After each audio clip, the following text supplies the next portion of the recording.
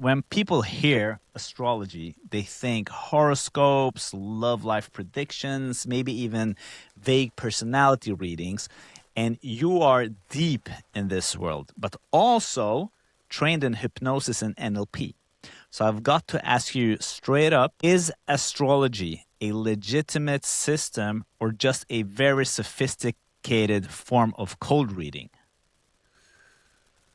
No, it's a system of energy, and all is energy. You see, unfortunately, we got pop astrology, and we got newspaper astrology, and we got prediction artists, and so forth. But when you think about all life is energy and frequency and vibration of that energy, well, then you understand that when you get real serious about understanding all the different energies that are operating in your life, then it helps you to understand your experience in the present moment. It helps you to free you from beliefs when you understand what energy you're operating from. It helps you for explore your path in life, what you came into life to accomplish as a soul. And so it really promotes self-awareness, personal growth, and self-actualization. So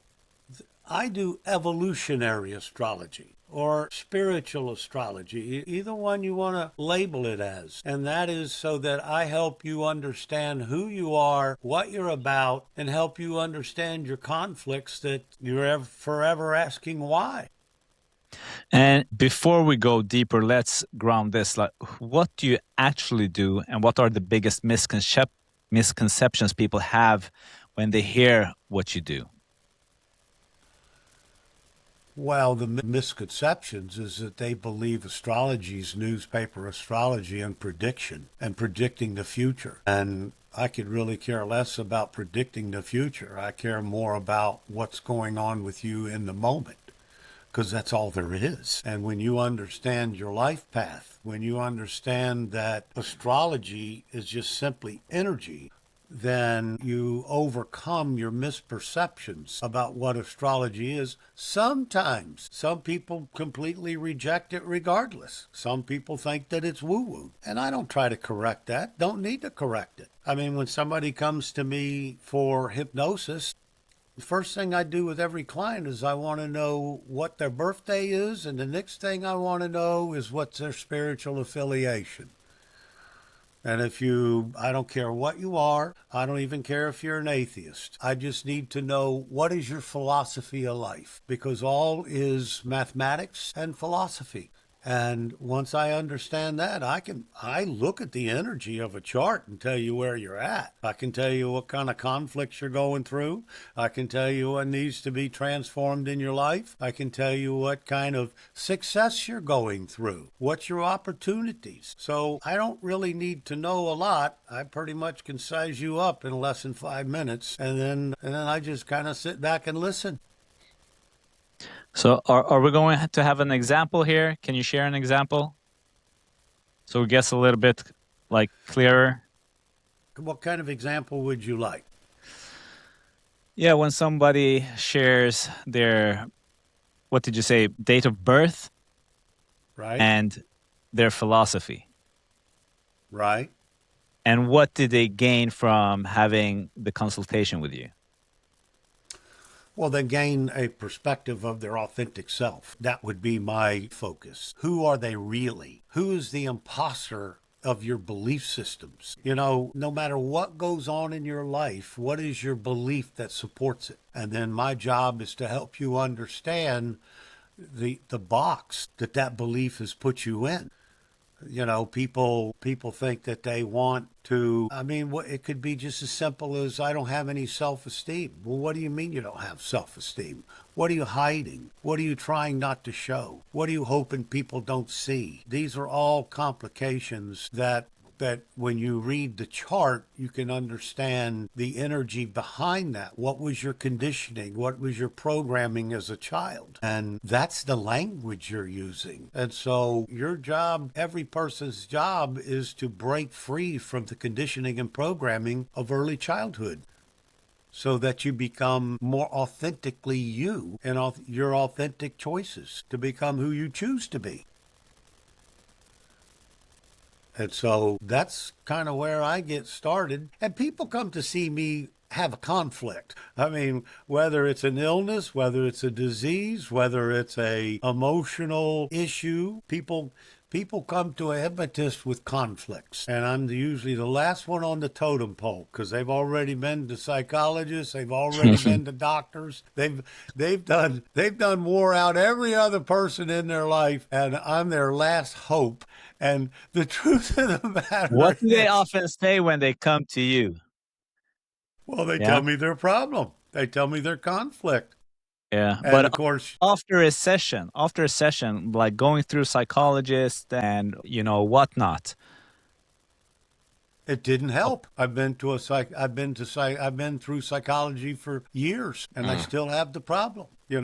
James Hillman said, what the great psychologist said, 100 years of psychology and we're still no better. And that's what I find. I mean, I believe for me, it's about coaching. If I can coach you into you discovering your own tools to heal your own life, I've done my job. And when I'm helping you to understand the subconscious mind, which is a million times more powerful than the conscious mind, that your thinking, your reasoning, your critical analysis is the problem. The only truth is feelings and emotions. The only truth. I mean, I get a lot of trouble and a lot of pushback from, Christians in my neck of the woods when I tell uh,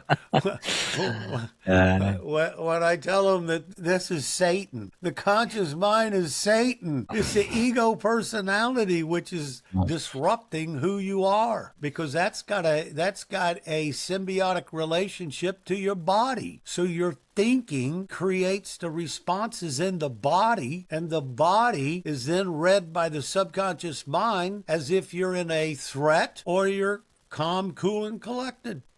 So it's very easy to discover people's issues, and they'll tell you. And so my job, I used to have a lot of trouble being called a healer, or even calling myself a healer. But when I recognize my job is to help you discover your tools to heal your life, that's how I'm a healer. I help you discover your tools, and I use the very foundation of go. Your faith has healed you, and a pretty enlightened being healed people like that, called can you share Jesus. share? Yeah. Can you share some tools that you discover in people or that you unveil for people so they can heal their life? What are some of those tools? Well, let's say that I see you're using your energy in an aggressive, assertive manner. I just had a client come in, 35 years old. She's working with a older lady that's been into used securities and investments to make money, and she wants to she wants to go faster because this woman is old and she's not connecting with her as like she wants to, so she wants to hurry up. And it's like, I told her, why are you taking a person that has been highly successful in a business, and you want to bypass her so that you can start being on your own and making more money instead of learning from somebody that's an expert? And of course, she's an Aries, and Aries they operate immediate. They want to hurry up. Everything is impatience. So I had to really work with her to understand her impatience, that her timing was off, that the energy was not going to come together for this to be a smooth transition from teacher and pupil if she kept pressing the issue about wanting to be in charge.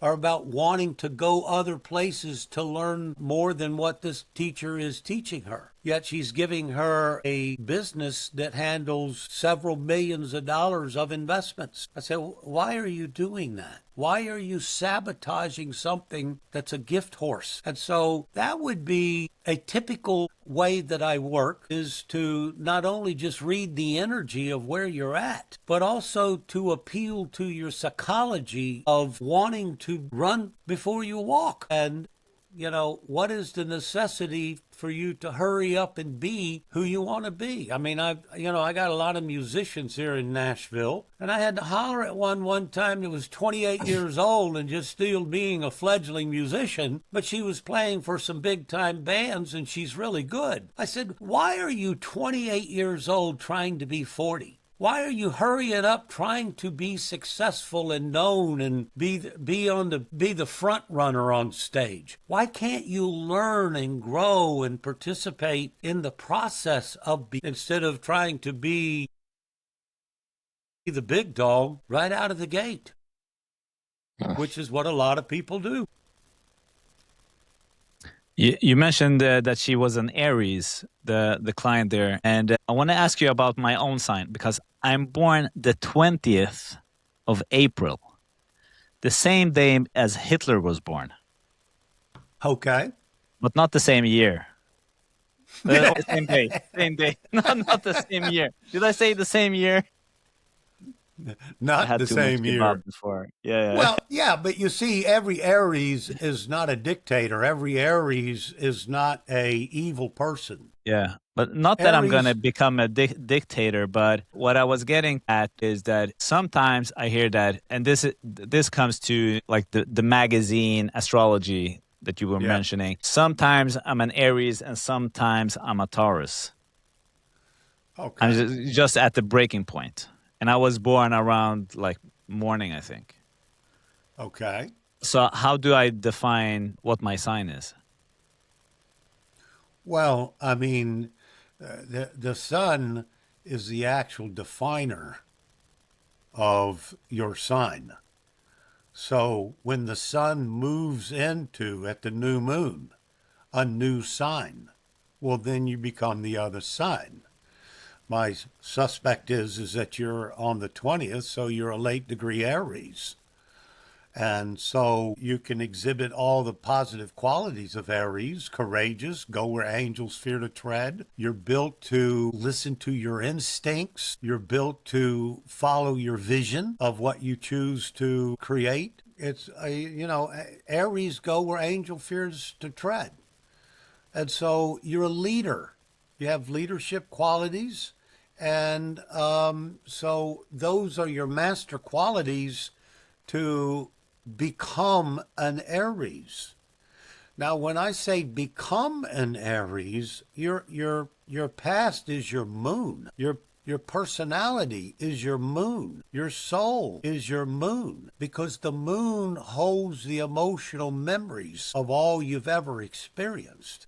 And so when we come in, we typically will present ourselves as our moon sign and our ascendant, which is the moment of birth. And so the ascendant is the instinctual way that we operate or present our personality or an energy into the world. And the moon is the repetition of what we've experienced in the past. So by virtue of using your sun sign or your solar power as a purpose, you have become your sun sign as you age, because you're using that energy as your creative purpose, and you're letting go of the old habits, the old perceptions, the old perspectives of what you learned in this life, other lifetimes, and so on. And that's the way we become self-realized, by following our solar energy. Do you believe that the stars, how do I put it, determine us? No. Because you were mentioning before that you don't believe in prediction, that you can predict things, and Well, you don't believe that life is predeterministic.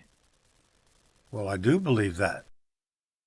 All right. Your life has already been mapped out before you came in.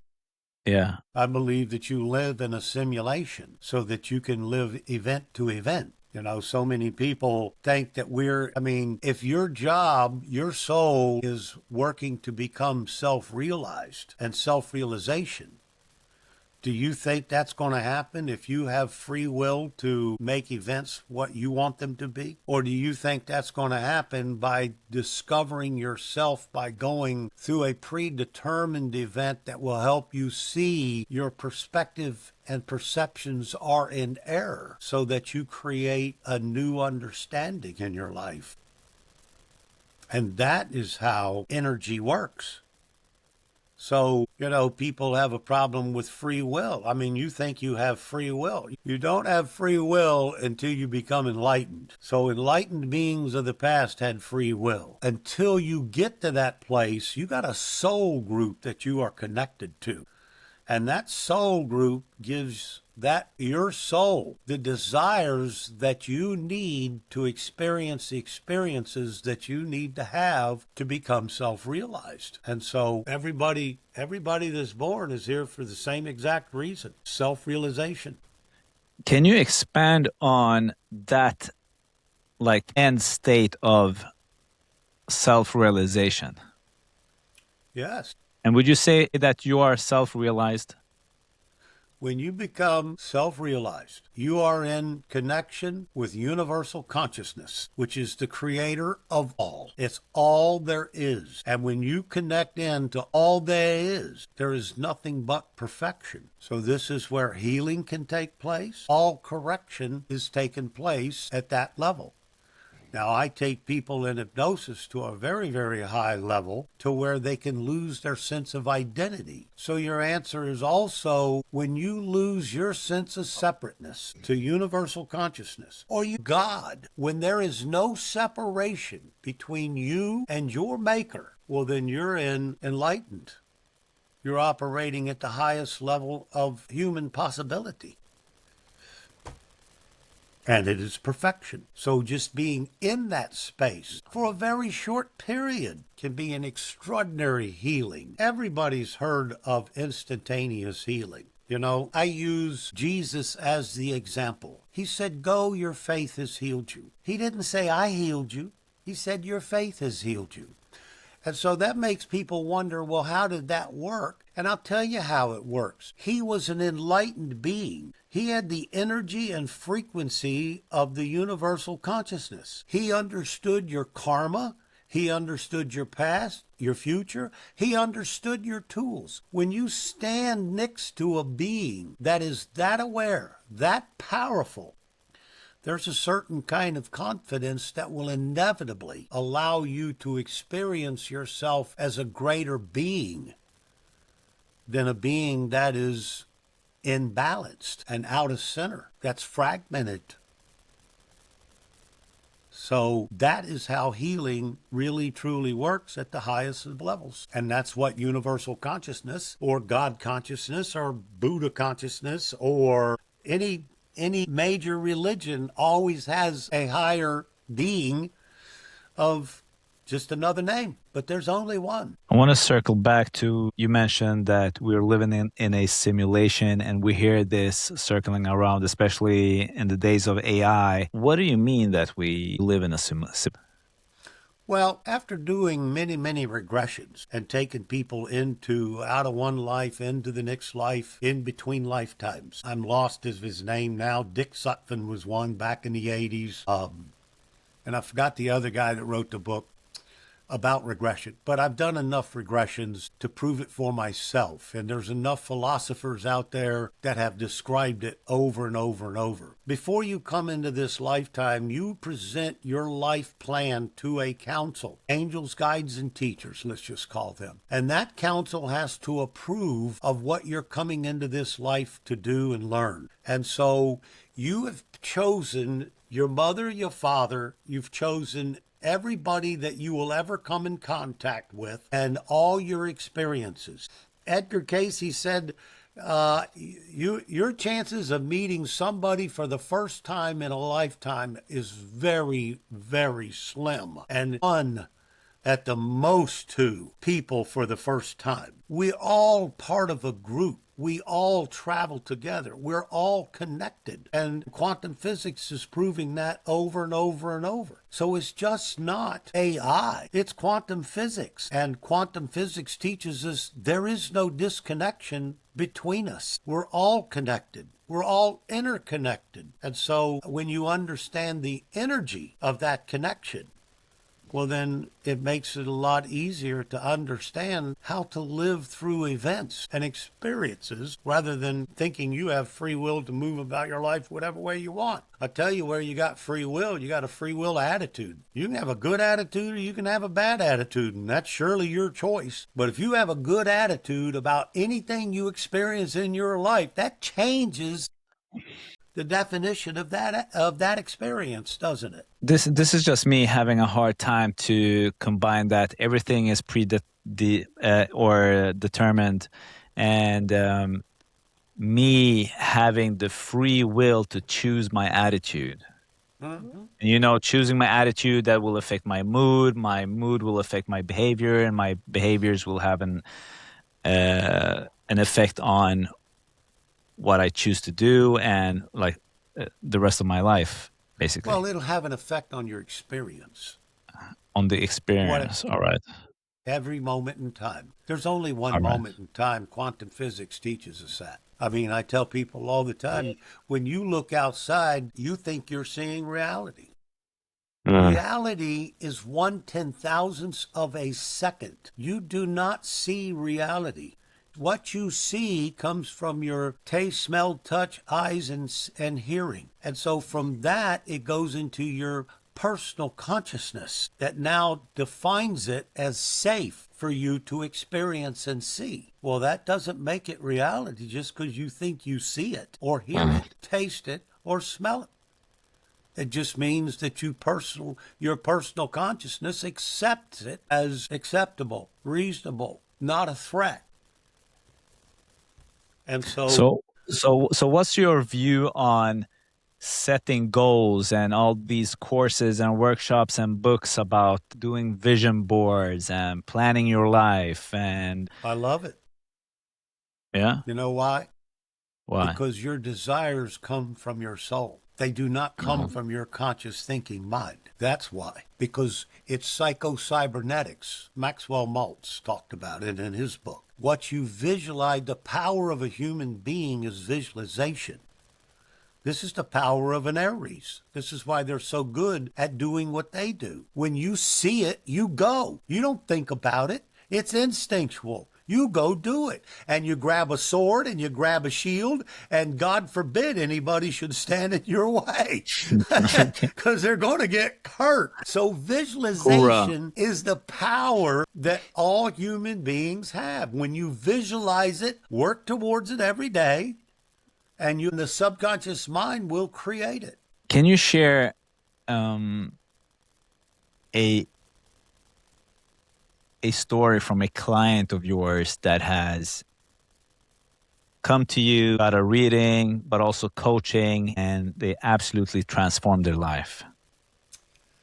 Just had one beautiful example. This gentleman came to me, 48 years old. He's a bass player in a kind of like a dive bar, and he's been there for 19 years. And it was his 19-year-old dream to play in a band, and he's successful. He's been successful in his life, but he's got tendonitis in his wrist. He's worried about losing his ability to play the bass guitar. He's worried about losing his voice. And through several techniques, I took him through the house, what we call the house of doors, to visualize what was going on in his conscious mind versus his subconscious mind. And that was very interesting. So when you move it forward, what it all turned out to be, his wrist, his tendonitis, his frustrations with where he is in his life at 48 years old, he's still living his 19-year-old dream. And he hasn't changed it. And he's fearful of changing or being more creative. It's no longer creative. He's doing the same thing every night, over and over and over. And so when I helped him go into higher realms, when I helped him to understand that he's living a 19-year-old dream, and instead of being a 40-year-old man, 8-year-old man that has a lot of possibilities that can be creative in a lot of new ways. How about writing some more music? How about going in and doing some recording? How about teaching music? I mean, you see, there's never an absence of possibilities. You know, one of my favorite people growing up was Robert Schuller. Possibility thinking. He got that from Norman Vincent Peale. And so we lose our sense of possibilities in society and culture that kind of pigeon-toes and forces us into being just burger flippers or whatever it is we get stuck in. It's because we haven't expanded our possibilities. Everybody's got an immense amount of talents in so many different directions. And this is what I always love about Aries. There's no grass grows under the feet of an Aries. Look at you. I can see that being true. Yeah. Because you don't stop long enough for grass to grow. Yeah. So there's no boredom. There's always the courage to go to the next thing, to try something else, to keep expanding, keep growing. It's the Lewis and Clark expedition. It's discovering new territory, new lands. This is why they say it's where angels fear to tread, because you don't have to know what's out there in the horizon. Let me go discover it. You love discovery. And so that's the thing of an Aries. Now, the knock on the Aries that everybody has, Yeah, I well, wanted you to, yeah, they never finish nothing. yeah, yeah. They get Hopefully we'll bored finish very, this very talk quickly. He today. says they don't ever finish something. And I say, well, Yeah, they're not built to finish. They're built to get it started, to yeah, show you something possible, and then turn it over to a Taurus that then wants to make it real, grounded, logical, livable, and make it substantive. And so every sign has a character builder within it. And that's what astrology is. It helps you to become bigger, better, and grow beyond who you think you are. And so this is where a lot of people get stuck. They get stuck in jobs. They get stuck in careers, and then they lose that career, and all of a sudden it's like they lose their whole life. They can't go beyond the career. You've met them. I've met them. They're out there. You're not just one thing. You're a possibility maker. You're a creative genius. And so you got to help people try to believe in themselves enough to do that. And when you go into the subconscious mind, well, this is 1,000,000 times more powerful than the conscious mind. So your conscious mind is just a critical, analytical, evaluating brain. It's not very smart. It's only responsible for 5% of your reality. The subconscious mind is responsible for 95%.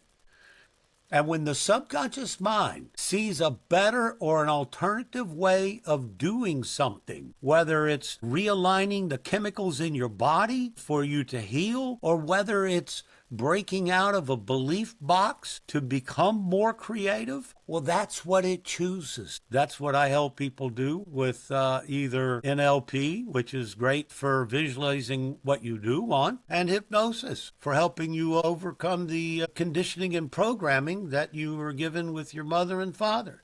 I mean, think of this for a second, Morgan. Before you're the age of 21 years old, you've been told 60,000 times who you are, who they are, what the world is, and your place in it.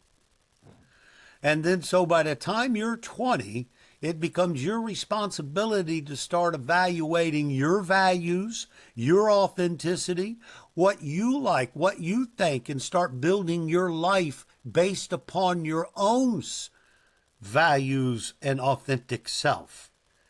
And that usually begins around 30 years old. But you discover that needs to be changed by the time you're 20. I've never met a 21-year-old or 22-year-old that wasn't rebelling against their parents. And then at 29, I've never seen a person at 29 years old wasn't rebelling against all life, because now they got to get real serious about what they really want to build in life, not just what they were told or programmed to be. I remember having my first reading, and this was not from a newspaper, and I had gone to many different variations of therapy, but also like hypnosis and NLP, which I liked the most. So I tried a lot of things over the years, but I just felt so grounded after the reading. I felt clear. I felt that I got so much more sense of who I am. Mm-hmm. And is this something that you often experience with your clients? And I was not at that stage that I completely believe in that. I'm still not in a state or that I completely believe in astrology. But if we would just be pragmatic, I felt that it was an absolutely phenomenal way for me to just like get clarity, get grounded. It removed a lot of stress from my life because I could anticipate that a certain energy was coming my way, but I could also anchor in what my personality type actually was or what my mission actually was. Yes, that's beautifully said. That's exactly what it does. You know what I used to ask people when I first started, people used to say, "Well, do you believe in astrology?" I said, "Well, do you believe 2 plus 2 equals 4?" I mean, there's no disagreement. I mean, astrology is simply observation correlation. It's been around for 5,000 plus years. So when you're talking about whether you're an Aries or a Taurus or a Capricorn or a Libra or a Pisces, you're talking about energy, and then you're talking about a sign. And a sign is more sociable. An Aries in our day and age is probably quite different than an Aries in, let's say, Roman era. In Roman era, you were a soldier. You marched with a sword. You marched with a shield. You marched. You were a fighter. Okay? Well, that's a little out of character for this day and age. But you still are an advocate for experience, for becoming something more. People don't realize that, when you get an accomplishment, when you create something and it's over, well, the energy that helped you create it is a vertical energy. It's coming from the universal consciousness. Once you've created and finished the product, you've been the conduit for that energy that now is put out horizontally. And when you put it out horizontally and you finish the product, finish the creation, well, that energy pulls back in and goes back up vertical. Then you become left with your ego personality. A lot of people become depressed. Well, what do I do now? Um, the great artist Michelangelo. He was a great painter, he was a great sculptor, and he was also manic depressive. He was also a recluse. But when you showed him a granite block, he could envision what was in that block, and all he had to do was chip it away to bring it out, and then he was happy. He was creative. He was in the moment. When you're creative, you're in the moment. There is no other. You're not thinking. You're not analyzing. You're doing. You're focused, and that's creative energy. And that's the beauty of it, And so depression is what I call, you don't have a vision for the future. You don't have a vision of what you do want. So your mind is narrowing in. And so you're asking questions. And when you're asking questions, that's giving you the opportunity to come to your aha moment. People come to me with anxiety. Anxiety is nothing more than using what you've already experienced and bring it into the moment. Well, you can't be creative bringing in your yesterdays into the now. And we as hypnotists understand that you can't say nothing new. You can't define anything new because you're going to use yesterday's language and experience.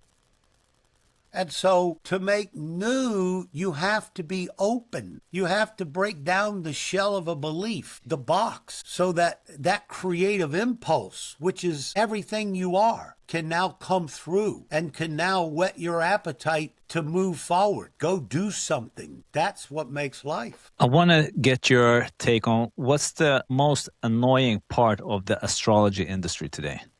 Because there are many people trying to get a quick buck, both You selling know, courses, that's self-help. fine.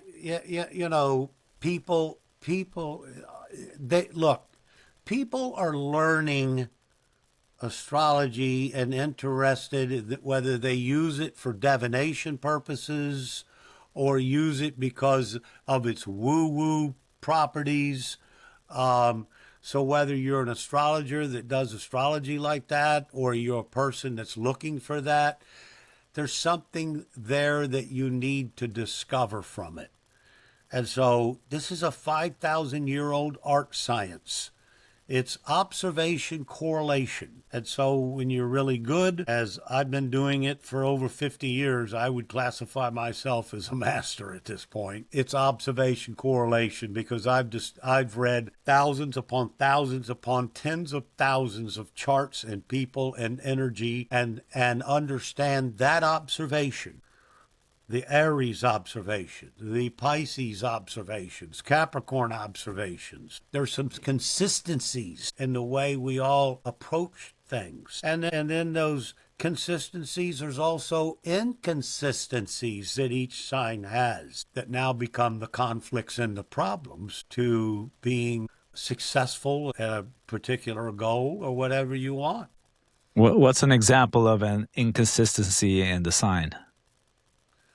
What do you Well, I mean? just gave you one for Aries, but Aries don't get stuck like that. Aries gets stuck in timing. Aries gets stuck in wanting to hurry up and do something. So they have struggles of just staying calm and persistent. Libras, I hear you. Because it's like you're always ahead of the curve before the market is mature enough to like that's right. get you with open arms. So I was like 15 years before like selling social media ads was a thing. They were like, "What is this?" Uh, Yeah. well, So sometimes and I have that's a to good circle thing. back. Yeah, yeah, yeah. Yeah, so that's a good thing. But I mean, Mm. you see, but when you're in the moment, it's just like that gal that I worked with yesterday. She wants to hurry up and be something that she's not Yeah. yet. She thinks she knows best of how to go study under other people besides somebody that's going to give her a business with millions and millions of dollars already invested and being a viable business. So, I mean, that's what happens to Aries. But look, this is the same thing that happens with, let's talk about Libra for a second. That's the polar opposite of Aries. You see, Libras are all about others. Mm. And so they're all about relationships. Well, they come in with more relationship problems than anybody because a Libra wants what they want when they want it and how they want it. But they don't want to show you that. They don't want to tell you that. And so Libras get in trouble by peace at any price. That surely wouldn't be an Aries. Okay. So So they yeah. they try to modify how they approach situations, and their job is to learn balance. Mm.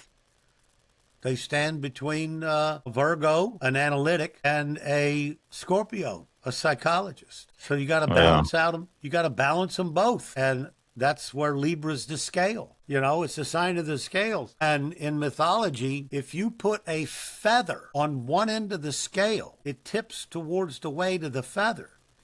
And if you put the soul on the other end, until that is balanced, so light as a feather, there's imbalance and out of center. You're not in your higher self. Mm. So that's a pretty good story for you. Yeah, that's beautiful. And now when you're mentioning other signs and when it comes to relationship, let's just play with the thought that I'm single and I'm looking for someone and I'm an Aries. Is there a point to even discuss science with the other person? Should I have that in the back of my Oh, mind before. no. No, That would, I can no. be with anybody. Yes. Yes, And you'll have astrologers saying, "Oh, you the can't be stress you my mom has given me oh, you can't about be with a Capricorn. You can't women be with a having Cancer. You can't different be with signs. you can't be with this. You can't be I mean, that's all That baloney. one does. Yeah, she always come like no one works with that one doesn't work with you. That sign is a hard sign. That sign is That's negative. That nonsense. okay. So give us the truth here, please, because this is like this is not just my mom talking about that relationship and signs and they have to match together and there's a certain percentage where they match. Well, you go 90%. It's 90% perfect match with it, for example. So is that complete BS? And just give us the truth here. Well, the truth is like attracts like. You attract yourself. What you see in another person is what you see in yourself. I'm forever telling people if you're going to be critical of another person, well, that's nothing more than you being critical of what's going on inside of you because you don't see in another person what is not in you. So, Yeah. first off, a sign is a sign. That is not the energy. And when I've told, it was like one, I had an artist at one time told me, she says, "Oh, well, I intuited. I just didn't like their energy." I said, "Well, how the hell do you know that? You haven't even experienced them." I could just intuitively feel it.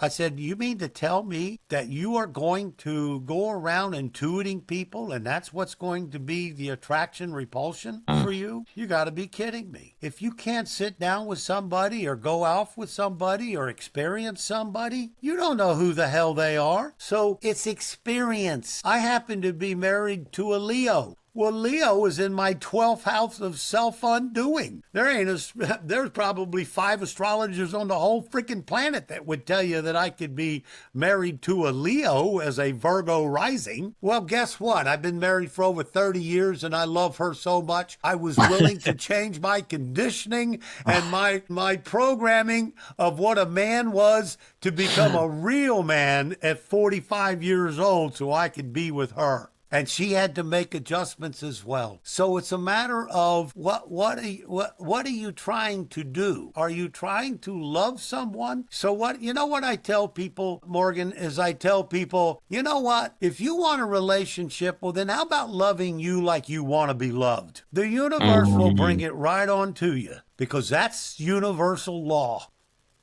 Love you. Let's say that again. Love you. Love yourself like you want to be Love yourself. loved. Love yourself like you want to be loved. Let's create a T-shirt of that, and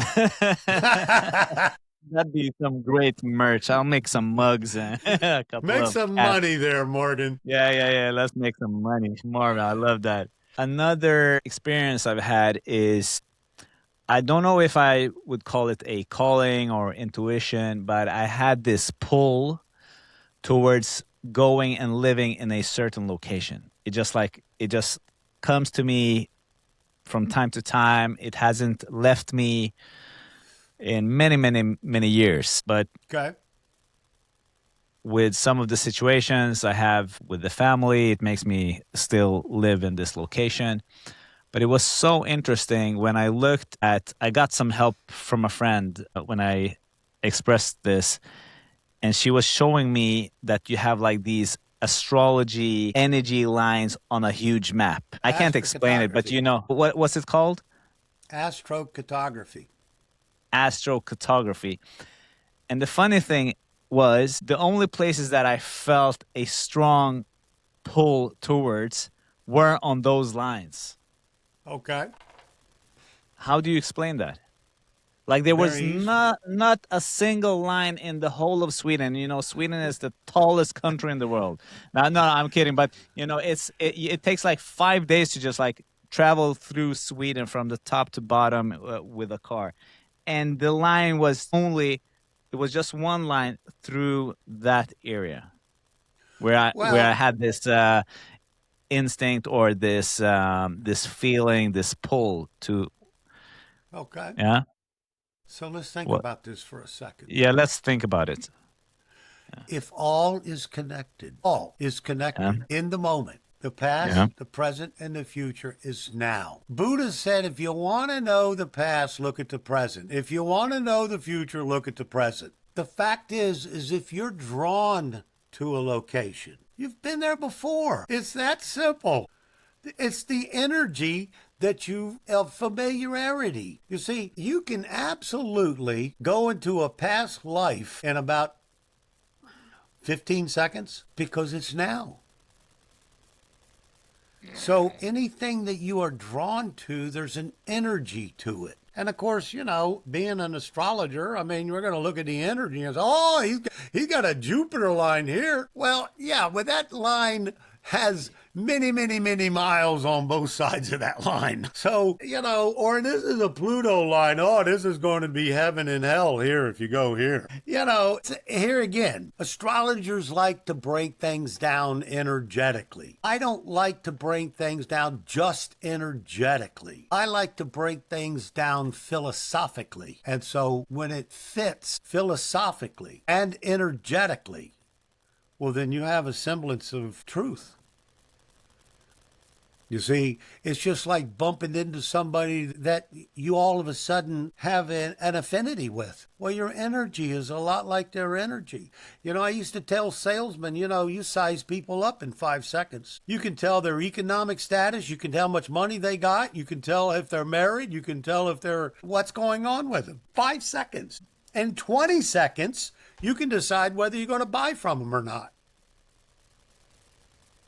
So, we're all operating on a tremendous amount of energy that's always coming into us. And so we try to rationalize things out with a conscious mind of critical analytical, when actually it's all energy.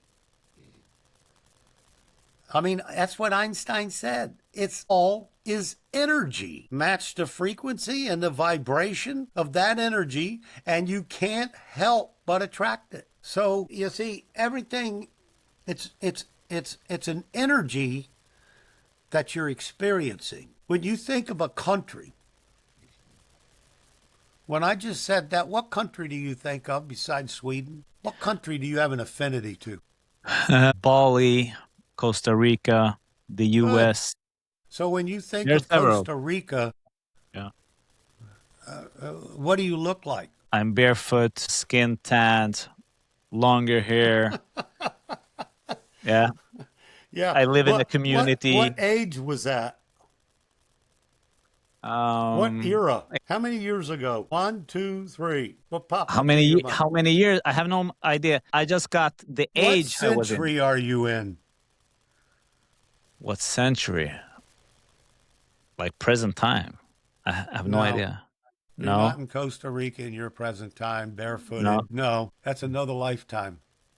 But it feels what pops up in my head is maybe a vision that I have instead of a Okay. regressional memory.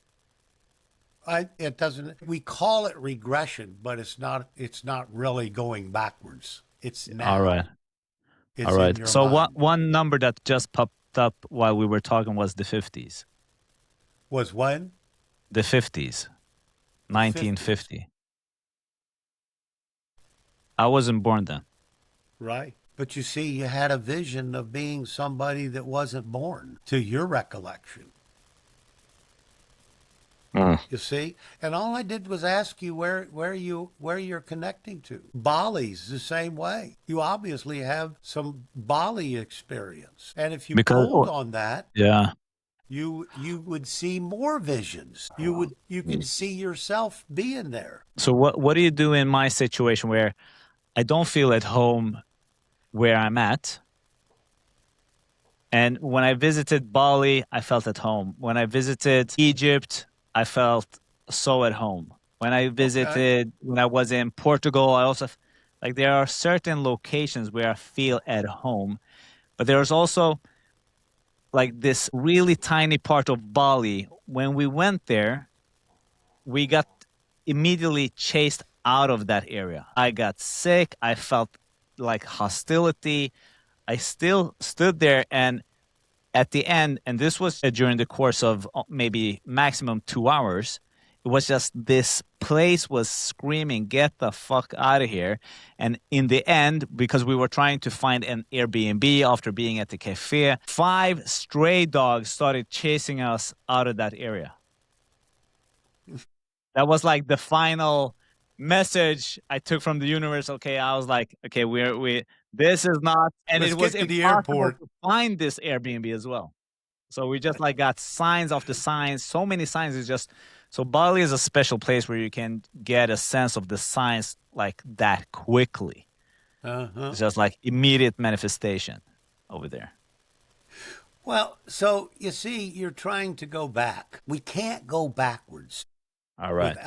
without repercussions. We have to move forward. You might have been drawn to Bali and you might have felt at home there and you all these other places, but that's not where you're supposed to be. You're supposed to be right where you are in this moment because it has something to offer for you to grow, for you to discover, for the opportunities that you're manifesting there. And so here again, it's not that you're supposed to be in some other place, but it is that you've had experience there. And so just because you've had experience that is now still within your consciousness, it's not the experience that you need in this moment of awareness Mm. to grow. Have you heard the story with where Eckhart Tolle shares his story about moving to Vancouver? He was just like getting that intuition, go to Vancouver, go to Vancouver. It just stuck with him for I don't know how many months or if it was years. And then he just followed the intuition. He went to Vancouver. I might recall it. It might have been another city, but I think it was Vancouver. And then he went there and he didn't know what. So okay, I'm here. And he was just sitting there. Nothing happened until the intuition struck and he just like started writing The Power of Now front to back in one Okay. sitting. Okay. So what's the difference between like, okay, I am here where I'm at, I'm supposed to be here, but when you get that calling and it's not to a place of familiarity, or it's not a place where you've already been and where you get that intuition to go to a certain place, what do you call that? What is that? What's going on? Well, it's going to be the same thing. I mean, Okay. he was drawn to it through his intuitive side, so his soul was setting the seed for the desire to be someplace that ultimately was going to represent the right energy for him to then, for them to him receive that book. So, although he didn't know why he was there, look at what he did. Yeah. And so we're all drawn to things. I mean, you as an Aries ought to understand that energy very easily Yeah, I'm because drawn maybe you're too an often. energy person. Yeah. You're drawn to things. That's the way it works with Aries. Yeah. And so, um, so it's not a far-fetched thing to realize that there's a certain energy wherever it was that he went that was conducive to him receiving that book, because that's the way you write books. You receive the message. You're not the writer. That book is being channeled to you. And so that's why I say my book belongs to spirit. I don't know how I wrote it. I don't Mm. even know what prompted me to start. I happened to be down in Florida on vacation and I just started wanting to write. And it took me a whole year to write it. And I wrote it. And, so it was just, I'm trying to think of who said it. There's no power greater than an idea whose time has come. That's a very powerful statement. Can you say that again?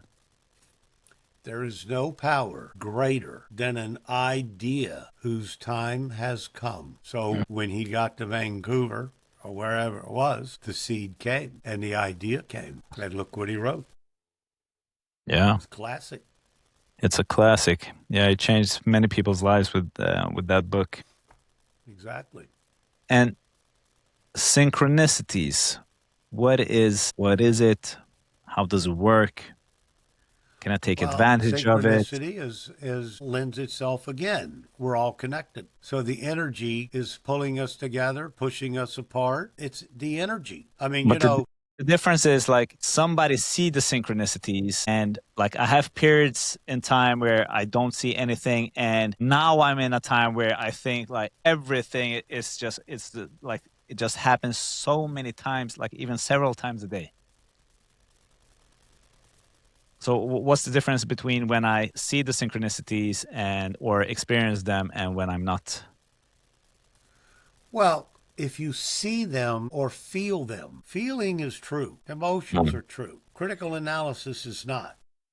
Ah.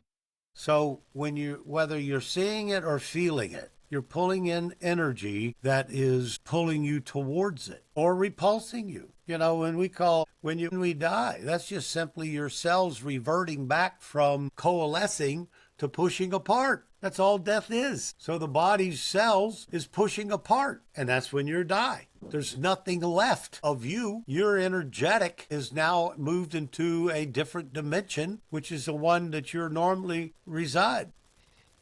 Ah. And so, this is the beauty about the Aries is that they work through sight. See, you're impregnated through your dreams. Whether you're daydreaming or whether you're dreaming for real and you're sleeping, that's when you get the guidance. That's when the lower animal mind is at such a volume that the higher mind can now come through. And when you wake up, you go, wow, I just got an idea about something.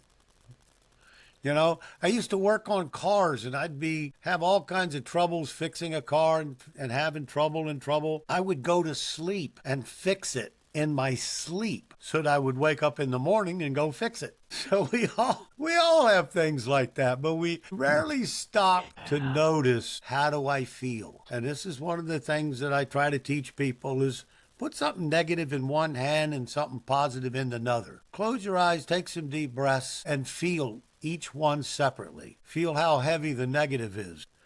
Notice how the body is responding to that negativity. Now dump it out. Now focus on the positive side. Notice how light it is. Notice how your body is experiencing it. Now put them together and put it on your heart. Now you've embraced positive. Dr. David Hawkins talked about when you think of a negative, when you self-talk, a negative statement, you lose 50% of your muscle strength. So, a lot of I got a whole chapter on that in my book. Self-talk. How do you deal with it? It's probably one of the most important things human beings have to deal with. So when you can cut off that inner negative self-talk, this critical analytical mind, then you can start following feelings more predominantly. And then you go back to my days growing up in the 60s. If it feels good, do it. That's the way us hippies live.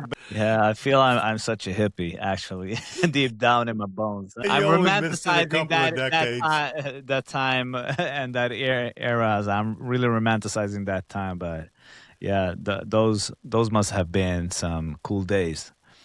Mm, Yeah, they were, yeah. they were pretty freedom. Yeah. And I want to ask you about what's your thoughts about us as a collective species? What's the world going through right now at this stage? People are trying to make sense of what's happening. Is there anything new that we haven't talked about that you can share about your views on what is going on in the world? Does the Well, world have a sign? Is there anything going on Well, there? it's not even, that's again, you just look at the energy. The energy of transformation just went into Aquarius. We have been 2,600 years in Pisces. Pisces is dreaminess, Pisces is fluid, Pisces is belief systems. Aquarius is intellect, it's air, it's genius. It's forward focus. It's progressive. So we're at a midpoint of going in with this Pluto is the energy of death, dying, and rebirth. And so we're in the midst of killing off the old paradigm, moving into a new paradigm. And I like to think of it as a humanitarian paradigm. The world is becoming connected. Humanity is becoming connected. And we've got to let go of the ego selfishness and the independence and the oligarchs and all of the people that are self-aggrandizing, because Aquarius is about people. It's about groups. It's about friends. It's about equality. So, whether you're looking at the political spectrum or you're looking at the religious spectrum, it's going to change. We're growing beyond it. And not only that, I mean, whether you want to accept it or not, within a few short years, the whole collective is going to realize that there are extraterrestrials. And we've been studying them for more than 50 years, almost 100 years. But it's going to become a norm to understand that we are not alone. And the ones that have come forward already are just way ahead of us in the universal consciousness and connection. So look at all the changes that's going to occur in humanity as we start changing and shifting in this paradigm. And it's a beautiful thing. I mean, in other words, it's the collective is more important than an individual. And do you see that some people will have a hard time with this transition, and like what will Oh, make if sure this they will. transition is a hard period or if an easy period? Well, you see, your reality is within. Nothing is without. Whatever is without has been created by your mind. Your internal, your inner self is all there is. And so when you come to placing more importance on your inner life, well, then you become more connected to the universe. Uh, And that's a big deal. Now, people that are going to be stubborn and rebel against it and fight against it, well, they're going to stay in another reality than the people that are moving into self-realization. And that other reality is going to be much more in alignment with universal consciousness. Dolores Cannon talked about it. It's been talked about in so many different ways, whether it be Seth, whether it be Abraham, whether it be Bashar. All these people have talked about it. And they're all saying the same thing that the enlightened humans have said for years and years and years. So that's the way I come to understand universal law and universal truth. It's the same thing said over and over by hundreds and hundreds and thousands of years. I mean, Marcus Aurelius, Lao Buddha, Jesus, all of them. There's so many enlightened beings, and there's lots of them walking around today.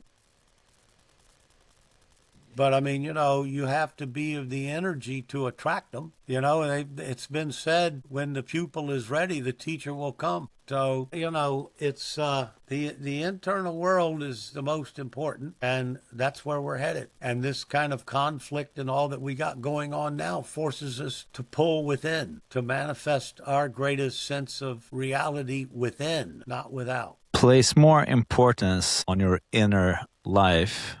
I'm quoting you here. And what would be a great like you've been hitting me with some great quotes here, so I got my notepad is filled. I'm just taking lessons here. So place more importance on your inner life, and what would be some great tools, healing modalities to go there? I love meditations, Well, for obviously, example. meditation is the first one that a lot of people think First about. one. Yeah. Yeah, but I mean, I like hypnosis because I can take you further into your higher self than you'd have to be a professional meditator to Yeah. go where I can take you in hypnosis. Mm. So when you relax the critical, analytical, evaluating ego mind, the subconscious mind, which is a million times more powerful, becomes more apparent. It's your guide, it's your teacher, it's your soul. And so your intuition and feelings are magnified. And that's where we're all moving to an internal life versus the external. I was at a hypnosis sessions, I think it was 2 weeks ago.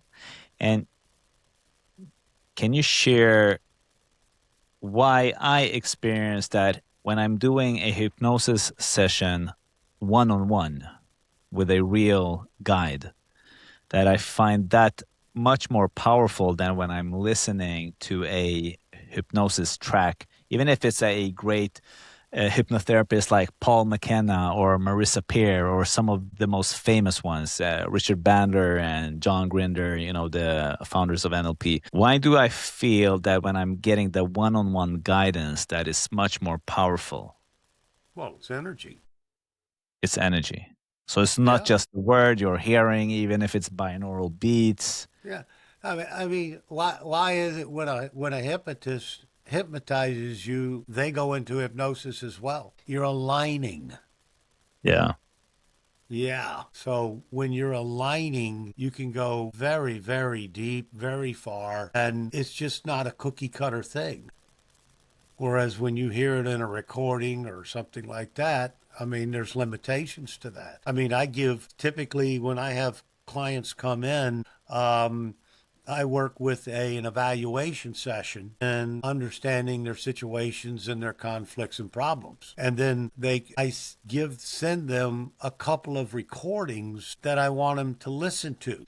Well, those recordings not only are regular hypnosis sessions, but they're also trance training. Remember, hypnosis is all self-hypnosis. When we help you get into hypnosis, we call that hetero hypnosis. I'm helping you. So I can tell when a client's going really deep because all of a sudden I start yawning and getting sleepy and I'm trying to wake myself up because I can feel them going even deeper or higher or whatever the case. I like to take people into the light because into the light, they'll usually meet a higher guide that will give them some universal truths from their own soul. And that has a huge, huge impact on people, changes their life. Is there anything we haven't touched on that we should talk about? What would it be? You could go Something find my you book. feel pouring inside of yourself. There's so many facets, and I mean, that's why I wrote the book and why it was such a joy because I put in my book Soul Fusion Healing, Integrating Body, Mind, and Soul, available on Amazon. The link is for sure going to be in the show notes. And I, I, I, I talk about the techniques that I use. I talk about all the problems and conflicts that I've faced with people. And it's just a whole encyclopedia of my life's work for over 50 years as an astrologer and over 20 years as a hypnotist. So, you've learned so much. I'm still learning. But to use both those tools is magical. It's really magical. And it allows me to get into a situation and an issue. And then when I finish the book off, it really is about connecting to that higher soul, to that higher self. And I talk about that. It was penned by a famous astrologer, and I forgot his name, but it's called Ultra Height, where you actually can go into a place that's so high. And that's where I do a lot of realignment with the soul and the fragmentations of a soul. And that makes a big deal. And I also like doing things like healing the pineal gland, which is the intuitive part of the brain that everybody has. And so I like doing the spiritual work and high spiritual work. I got clients that I can do it with. I got clients I can lead them to it. And then I got clients that just need basic grounding and basic understanding of their conflict and problems and how they can look at it from a different perspective. So I run the gamut in my book. of the major issues and then how to make that connection. I put a lot of examples in there. Use a lot. I mean, you like quotes. I've got 200 quotes in that book of some The book pretty, is worth getting just for the quotes, guys. yeah. I had one reader that evaluated the book. He gave me an excellent rating and he said that there's a quote on damn near every page. Because I don't like me being a philosopher and it just coming from me, Mhm. because I have studied giants throughout history and they've all said the same things. And I think when you can hear it from different language, from different people, from different perspectives, like from Eckhart Tolle all the way to Lazoo, and they're saying the same thing. And I just think that it has a greater impact. And I even had one of my good friends that's a writer. She says, "Well, I lost you in the book. I wanted to hear your voice." Well, that is my voice. That is my voice. I have the voice of philosophy that's built on the backs of some giant people. It's not just mine.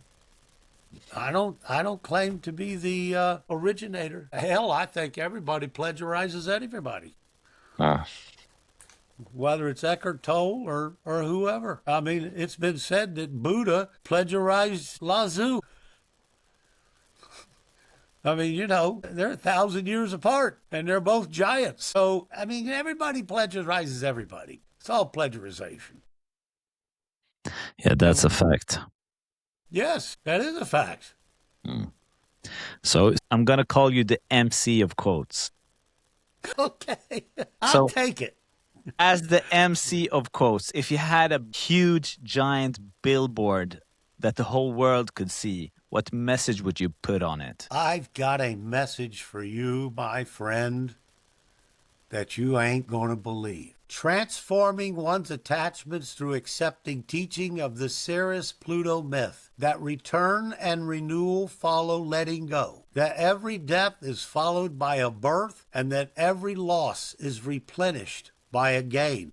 A real understanding of this truth permanently erases the fear of loss from one's subconscious mind and replaces it with trust, acceptance, and joy. And having that on a billboard, you have to just like make it simpler for me because I'm a dummy here.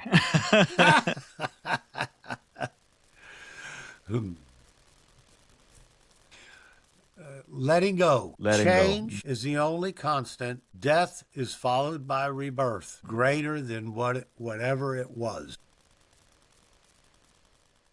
And how do you interpret that death follows by rebirth? What Well, does it do for you? because to change, you have to Change. die from what you was, and you have to be born into something that's greater. That's universal law. And do you believe the story about Jesus' resurrection is an actual fact or a metaphor for this idea that death follows by rebirth? Well, I think it's metaphorical. Metaphorical, yeah. We, I we mean, I think the whole life of Jesus Christ is metaphorical yeah. because you can't prove it. And I want to ask you this one last question, Marvin, and thank you so much for being such an amazing guest and cracking all these amazing quotes, which I totally love. And where can people find you? I am at astromarv.com and I am at blhypnosis.com. And you can reach me, just put Marvin in front of either one of them and you can email me. And so I'm pretty accessible. So And I do we'll do Zoom. yeah, and we'll have those links in the show notes and the link to your book that's on Amazon as well. Go get the Yes. book and get cracking with the quotes. Yeah. Ah, I love my quotes. And let you know this, I have over 50 some pages, 40 some thousand words of quotes mm. of giant minds. That's what I said. MC of quotes. Love my quotes. Thank you It's so the much, glue. Marvin. Yeah. It's been a Well, real thanks for pleasure. having me, man. It's been a joy. I appreciate all your questions, all your inquiry, and everything everything, friend. Amazing, brother. Stay free. You do the same.